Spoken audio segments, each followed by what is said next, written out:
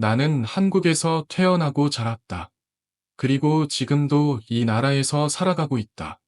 서울이라는 도시, 모든 것이 빠르게 돌아가는 이곳에서 나 역시 많은 이들과 마찬가지로 내 일을 살아내고 있다.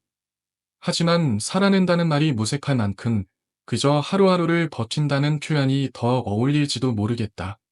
최근 어떤 영상을 본 후 나는 한참 동안 말문이 막혔다. 큰 충격 때문은 아니었다. 오히려 그 영상이 너무나 정확하게 내가 오래전부터 가슴 깊이 품고 있었던 감정을 꺼내어 보여줬기 때문이었다. 이미 너무 늦었다는 그 한 문장. 그 말을 듣는 순간 나는 더 이상 아무것도 덧붙일 수 없었다. 나는 30대 초반이다. 사회가 말하는 성공을 위해 착실히 살아왔다. 좋은 대학에 들어갔고 점진을 뚫고 취직했으며 매일 아침 정시에 출근해 늦은 밤이 되어서야 퇴근한다. 하지만 문득 돌아보면 내 삶은 십면력 없는 하루의 반복일 뿐이다. 존재는 하지만 산다고 말하기엔 너무나 메말라 있다. 정부는 출산 장려금을 준다. 육아 지원, 무상보육, 주거 혜택. 하지만 이 모든 것이 마치 이미 무너져 내린 건물 위에 반창고를 붙이는 것처럼 허무하게 느껴진다. 근본적인 문제는 해결되지 않은 채 숫자를 채우기 위한 정책만이 쏟아질 뿐이다. 우리는 어릴 때부터 끊임없이 전쟁하며 자라왔다. 학교는 전쟁터였고 계약 입시는 인생을 가르는 전장이었다. 그리고 이제는 직장이 사회가 우리를 조금씩 잠식하고 있다. 쉬는 것은 게으름이고 싫다는 말은 무례함으로 간주된다. 가치를 판단하는 기준은 오로지 생산성뿐이다. 이런 환경 속에서 결혼이, 출산이, 미래가 무슨 의미를 가질 수 있을까? 우리 세대는 더 이상 결혼과 자녀를 꿈으로 여기지 않는다. 그것들은 감당할 수 없는 부담이 되었고, 많은 친구들이 오히려 이 나라를 떠날 방법을 고민하고 있다. 더 슬픈 건 아이를 간절히 원하는 이들조차 이 사회에서는 부모가 될 자신이 없다고 말한다는 점이다. 그리고 나는 점점 이런 생각들이 비단 나만의 것이 아니라는 것을 실감하게 된다. 우리는 지쳤다. 그리고 무엇보다도 더는 괜찮은 척하고 싶지 않다. 이 사회가 우리에게 희생을 요구할 자격이 있는가? 정작 청년들의 삶에는 아무런 관심도 기울이지 않던 나라다. 이제 와서 우리에게 아이를 낳아야 한다고 말한다. 하지만 우리는 알고 있다. 그 말 뒤에 있는 공허함과 무책임함을. 나는 한국을 사랑한다. 하지만 이제는 더 이상 믿을 수 없게 되었다. 정책을 만드는 이들과 살아가는 우리 사이의 간극은 너무나 크다. 그들은 우리처럼 살지 않았고 이 절망을 체감하지도 못한다. 그리고 우리가 진짜로 사라지고 나서야 그제서야 세상은 무엇이 잘못되었는지를 깨달을지도 모른다. 이건 단순한 인고위기가 아니다. 이건 희망의 소멸이다. 우리는 숫자가 아니라 마음부터 사라지고 있다. 한때 전 세계가 한국을 찬탄했습니다. 폐허 속에서 기적처럼 다시 일어선 나라. 그러나 아무도 몰랐습니다. 그 기적이 언젠가 저주로 변할지르냐. 서울 도심, 석양이 지는 오후, 번화한 거리 위로 햇살이 스며들고 한때 아이들 웃음소리로 가득했던 놀이터는 지금은 고요한 점점만이 감돌고 있습니다. 먼지 쌓인 유치원, 창가에 앉아 창밖을 바라보는 노인들, 그 눈빛은 허공을 맴돕니다. 지금의 한국이 사람이었다면 그건 아마 지친 노인이었을 겁니다. 자식들의 성공을 자랑스러워하고 모든 것을 바쳐 미래를 일구어낸 존재. 키웠던 젊음까지도 내어지면 아니죠. 하지만 자식들은 하나둘 떠나갔습니다. 사랑만으로 충분하다고 믿었어요. 내 자식들이 내 곁에 남아줄 거라고. 그런데 이젠 그 아이들은 멀리, 아주 멀리 떠나고 싶어 하네요. 1993년 전쟁이 끝난 해, 한 명의 한국 여성은 평균 6명의 자녀를 낳았습니다. 좁은 골목마다 아이들 웃음이 가득했죠. 그런데 2023년 그 숫자는 0.72, 서울은 더 낮은 0.5. 무슨 일이 있었던 걸까요? 한때 세계에서 가장 가난했던 나라. 하지만 이젠 세계의 주목을 받는 경제 강국. 그런데 이산할 만큼 그 사내는 더 이상 아이를 원하지 않습니다. 한국, 미래를 위해 살아왔던 나라. 이제는 누구도 그 미래를 만들고 싶어 하지 않습니다. 내가 너무 많은 걸 바랐던 걸까요? 선분만을 가르치다 보니 살아나는 법도 꿈꾸는 법도 가르치지 못했네요. 그 시절 한국은 자신에게 다짐했죠. 다시는 가난하지 않겠다. 하지만 그 다짐이 무슨 의미가 있을까요? 정작 자식들이 곁에 남아있지 않다면. 그리고 모든 것은 무너져가기 시작했습니다. 아주 조용히. 하지만 되돌릴 수 없이 그녀는 자식에게 청춘을 바쳤습니다. 하지만 자식은 어머니와의 한 끼 식사조차 거절했습니다. 북가라는 이름의 노모, 한 어머니. 그녀의 목소리는 떨리고 자신이 키워낸 자식들이 등을 돌린 현실 앞에 가슴이 먹먹해집니다. 2.2에 잊혀진 어머니. 예전엔 봄이 오면 그녀의 집은 아이들 웃음소리로 가득했습니다. 식탁에는 노인도 아이도 함께 둘러앉아 웃고 나누고 꿈을 이야기했죠. 하지만 올해 식탁에는 의자 하나. 그녀는 미역국을 끓입니다. 한때 아이들이 가장 좋아했던 음식이었죠. 그러나 아무도 돌아오지 않았습니다.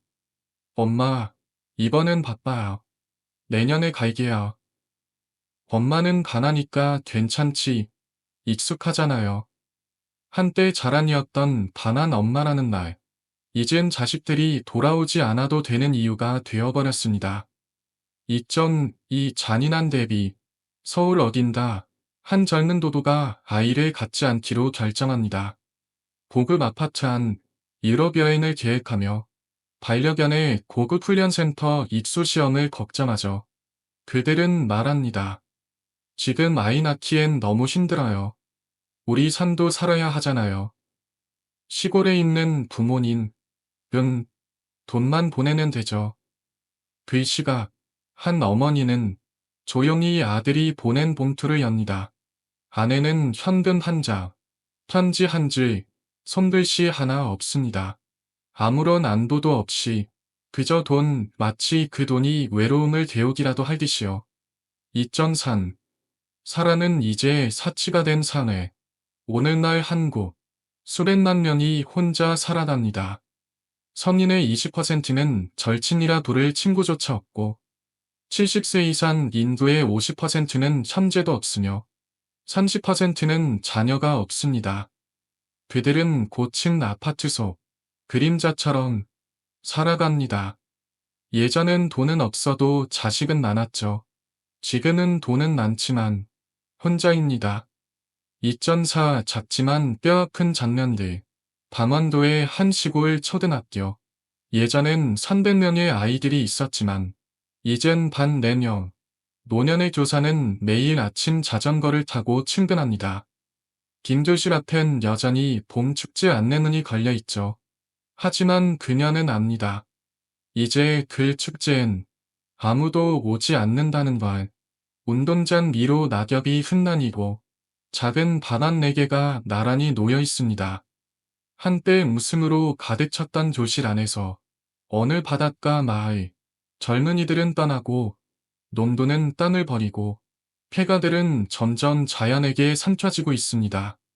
나라, 어머니라는 이름의 존재는 빈집 안에서 언젠가 문이 열리길 기다리며 홀로 남아 있습니다. 2.5 가족이라는 이름 안에 사람은 의무로 대체되다. 어느 고층 건물, 결혼식을 앞둔 신랑 신부, 신부의 어머니는 황금 반지를 받고 기빈석에 앉습니다. 하지만 신랑의 어머니, 한 어머니는 주방 근처 끝자락에 명예석에 대전됩니다. 둘 아들, 어렸을 땐 늘 말했죠. 엄마, 나 성공하면 꼭 보답할게요. 하지만 지금 그는 눈을 피하며 그저 고개만 끄덕일 뿐입니다. 그날 어머니의 방문은 처음이자 어쩌면 마지막일지도 모릅니다. 아무도 몰랐습니다. 반 며칠 후 한국에 닥쳐올 끔찍한 사태를, 그리고 그 이후 이 나라는 다시는 예전의 한국이 아니게 될 거란 사실을. 3.1. 첫 번째 충격, 완전한 침묵의 시작. 그날 전국 방송에 긴급 뉴스가 흘러나왔습니다. 2월 서울의 신생아수 단 389명. 같은 달 사망자 수는 2194명. 처음으로 비율이 아니다. 숫자 그 자체가 사람들을 얼어붙게 만들었습니다. 젊은 아빠 한 명이 조용히 TV를 끄고 혼자 노는 어린 딸을 바라봅니다. 그리고 깊은 한숨을 내쉬며 말합니다. 애야, 너 초등학교 들어갈 땐 교실에 너 혼자일 수도 있겠다. 3.2. 학교의 영원한 종소리가 멈춘 날. 뉴스 속 화면에 1000개의 초등학교가 폐교되는 장면이 흘러나옵니다. 산부인과 폐쇄, 장난감 가게, 아동서점, 키즈영화관 줄줄이 도산, 해바라기 반이라는 팻말을 떼는 노년의 일침원 교사. 손이 떨리고 눈가에 맺힌 눈물을 닦으며 혼잣말을 합니다. 나는 첫 아이들을 가르쳤는데 이제는 마지막 반을 배웅하네요. 3.3 산의 시스템의 붕괴, 밀어줄 사람이 없어진 다큐. 병원은 간호사가 부족해 수술이 지연되고 버스는 운전할 인력이 없어 노선이 중단됩니다. 약국은 약사 후계자가 없어 문을 닫고 법원은 판사 인력 부족으로 재판이 연기됩니다. 도미노처럼 하나씩 무너집니다. 정부는 인구 비상사태를 선포합니다. 3.4. 허공에 내야해친 한 문장. 침묵으로 가득한 국회. 한 여성 의원이 조용히 일어납니다. 그녀는 혼자 아이를 치우는 엄마. 보육 문제로 회사를 그만두고 둘째를 낳자고 했을 때 남편과 싸웠던 사람입니다. 그녀는 눈시울을 붉히며 말합니다. 우리는 아이들을 짐처럼 여겨왔습니다. 하지만 아이가 없는 사내야말로 미래에게 짐이 됩니다. 3.5. 반전, 엄마를 떠난 자식들. 그리고 충격은 외부에서가 아닌 바로 안에서 터졌습니다. 마지막 세대 Z와 알파 세대. 그들은 조용히, 그러나 동시에 한국을 떠나기 시작했습니다. 그들의 SNS에는 이런 글이 올라옵니다.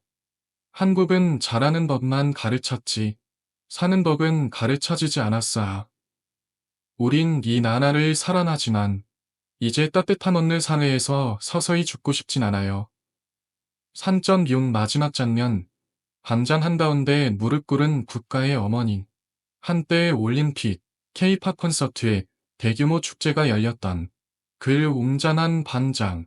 이제 그곳에는 단 한 사람, 낡은 한복을 입은 노모 한 분이 앉아 있습니다. 그녀는 손에 낡은 가족 사진을 꼭 쥔 채 하늘을 올려다보며 중얼거립니다. 얘들아, 엄마는 돈도 영광도 필요 없어. 그저 엄마, 나왔어요. 그 한마디면 돼. 바람은 그녀의 목소리를 실어 하늘로 흩어집니다. 그러나 운명은 언제나 너무 늦은 순간에 진실을 깨닫게 만들죠. 어떤 눈물은 이제 더 이상 누구의 어깨 위에도 떨어지지 않습니다. 왜냐면 그 눈물을 안아줄 사람이 더는 그 자리에 없기 때문입니다. 4.1 조용히 떠난 어머니 나라가 스스로 무너지고 있다는 걸 깨달았을 때 그것은 전쟁 때문이 아니라 서로를 향한 무관심 때문이었습니다. 그리고 너무 늦어버렸습니다. 한 어머니, 국가의 어머니. 그 마지막 모습은 낡은 보자기를 묻고 어린 시절 웃음소리가 울려 퍼졌던 조상의 집을 떠나는 장면이었습니다. 배웅하는 이도 말리는 이도 없었습니다. 그저 붉은 석양 아래 손에 들린 깃바랜 가족 사진만이 함께했습니다. 너희가 더 이상 엄마와 살기를 원하지 않는다면 엄마는 마치 한 번도 너희를 낳지 않았던 것처럼 그렇게 살아가게. 4.2 뒤늦게 깨어난 자식들 하지만 이제 아무도 기다리지 않는다. 정부는 출산 장려 정책을 발표합니다. 도시는 귀한 축제를 열고 방송에선 조국은 당신을 기다립니다. 라는 영상이 흐릅니다. 하지만 자식들은 이미 떠났습니다. 어떤 이는 영상 속 작은 아기 옷을 들고 서 있는 어머니를 보며 끝내 울음을 터뜨리고 어떤 이는 이국의 창밖을 보며 잃어버린 기억들을 되새깁니다. 4.3 강렬한 은인 복도의 마지막 불빛 집안의 한 작은 병원 한때 밤새 분만실 불이 꺼지지 않던 곳 지금은 단 하나의 불빛만이 남아 있습니다.